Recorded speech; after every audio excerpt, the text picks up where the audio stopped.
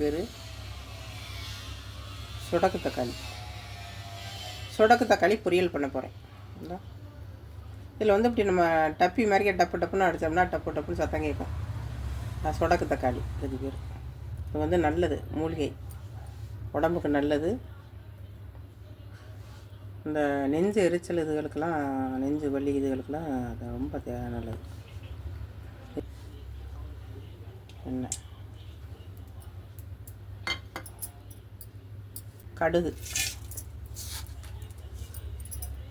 தான் போடணும். இதில் வெங்காயம், சின்ன வெங்காயம்,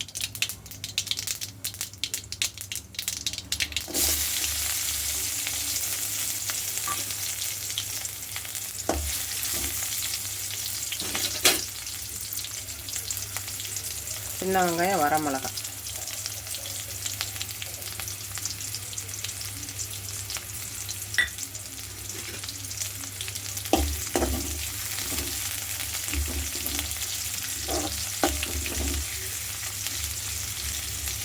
கொஞ்சம் வதங்கட்டும்.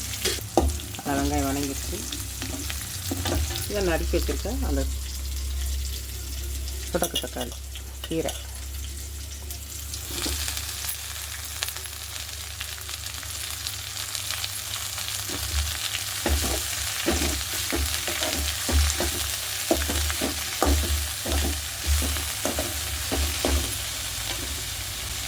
இது தேங்காயெல்லாம் போட வேண்டாம்,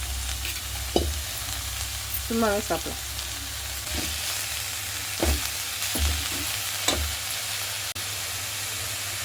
நைஸ் உப்பு போடுங்க.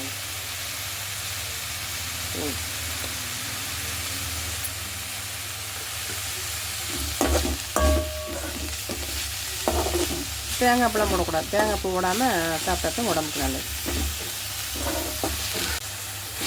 இந்த கீரைக்கு வந்து தண்ணி ஊற்றக்கூடாது.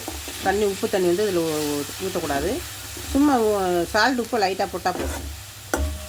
இறக்கும்போது கொஞ்சம் சீரகம் போட்டு இறக்கணும், மணமாக இருக்கும்.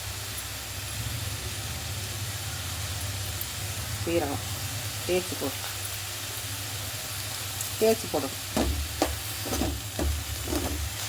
அவ்வளோதான், கீரை ரெடி ஆயிடுச்சு.